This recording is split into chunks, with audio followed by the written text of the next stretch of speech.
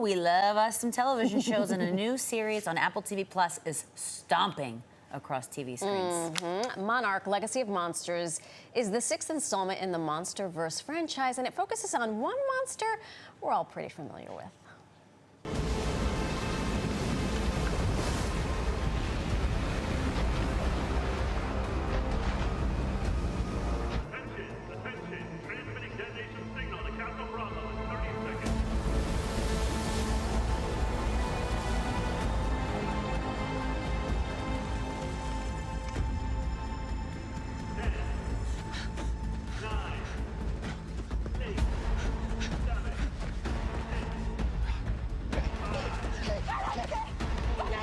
It's over. It's over.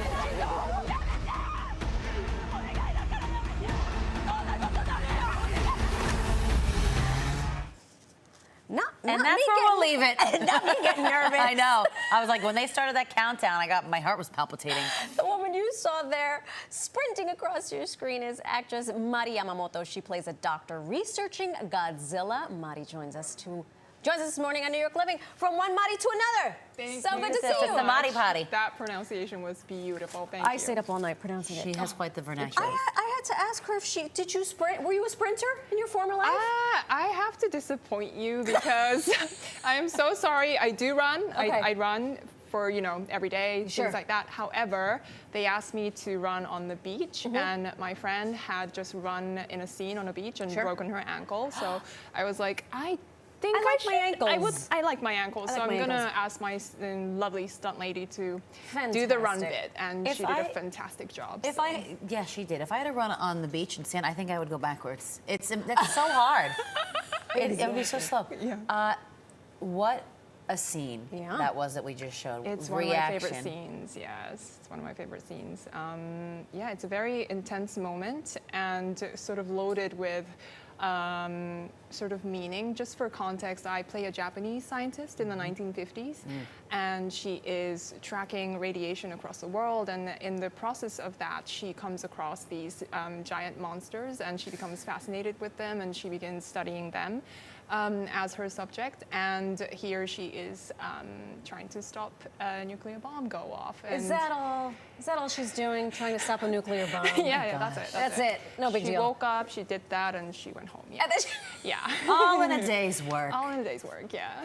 I got so nostalgic watching this because I remember as a kid watching Godzilla, and it was so like even as a 6-year-old, I'm like, that's so fake. This looks so real. It's incredible. What kind of research did you do when you were doing this role? Because it's a monster we all know, Godzilla. In terms of the monster, or in terms of understanding the cultural relevance of Godzilla, right? And sort of Right. It's directly linked to my character because of the post-war World War II nature of my character. So it was a really fascinating journey of, well, is this even possible? A Japanese woman getting a PhD in America? And I looked into it, and apparently it was possible because the Fulbright scholarships in Japan started in the late 40s, and there were women. And if you really kind of look for it, there were women in the 40s and 50s and 60s who went to America to get higher education. So of course they were extremely privileged. Sure. Yeah. So I have to sort of take that into account when I prepare for my character. But I think that was the hard part for me, to sort of make myself believe that this character was possible. But once I saw those facts, I was like, oh, she totally could have existed. And then it was just go, go, go. And in terms of the monsters, Godzilla is such an iconic character everywhere in the world, but also in Japan, it's such an honor as a Japanese person to get to play in the universe of Godzilla. It's just we grow up with it, and we grow up with the music, singing the music when something scary happens or somebody scary comes. We say da da da da da. That's just what the kids do. So yeah, it's such a privilege and an honor to get to embody and also play a woman in the time that Godzilla first came out in the 1950s. It kind of feels like a nice full circle for me. So. Oh my goodness. I tell you, I say I love watching this broadcast because I learn something new every day. You It's just true. taught me about 17 different things. So It's great. true. Thank you for I that. don't know if I said 17 things, but I'm glad. Yeah. Great. Yeah. Now, talk to us a little bit about the nitty gritty of the show, because I understand it kind of spans 2 timelines. How does that work? Yes. So my character's storyline takes place in the 1950s, and basically the series connects the dots of what the existing MonsterVerse films are by Legendary, and so in these movies, sorry, there's so much going I know, on. there's a lot. There's a lot. But in these movies, you always see this organization, Monarch, that seems to track the Titans and are doing something. It's not quite clear, but they always are studying the Titans. So my character's storyline is about the origin of that organization. And then there's a modern timeline, which takes place in 2015, which is after the G-Day, when Godzilla wreaked havoc in San Francisco, and that's 2014. So it takes place after G-Day, and the modern day characters are my grandkids. Wow.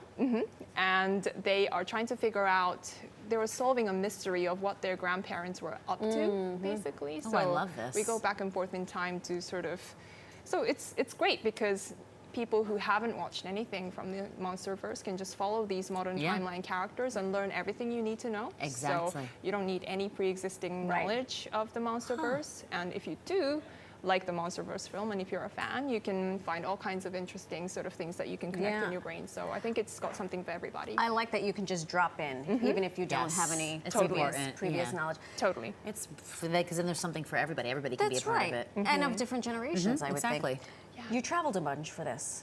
For the shoot, yes. Yes. We were shooting mostly in Vancouver. Okay. Oh. And they have incredible landscapes, not just Vancouver, but Canada. Not my timeline, but they were shooting in the glacier, and they have wow. a desert, and they have all kinds of apparently Canada is... Look at you getting Oh, that glammed. was in Hawaii, Oh, actually. you. It was Excellent. beautiful. It's where, the original Godzilla's footsteps are Sure. and things like that. So we got to shoot in the jungle, and beautiful beaches just from the scene that you saw now. That was a gorgeous, empty local beach in Hawaii. Wow, It was empty local beach. just like on a day at the office. It was incredible. Just the views have been really amazing. I want to be in that And office. before we go, having nothing to do with the MonsterVerse, you styled yourself? What is happening here? This is gorgeous. This emoji, you so look at the emoji brooch. Come on with this business. I love it so much. Thank Mari you. Yamamoto, thank you so much for joining us. Mari, Alex, thank you so much. Oh, well, pleasure meeting you. And So hey, good. you at home, get excited. You can catch Mari Yamamoto in new episodes of Monarch Legacy of Monsters every Friday on Apple TV+. There it is. Wow. Fantastic. Love it, love it.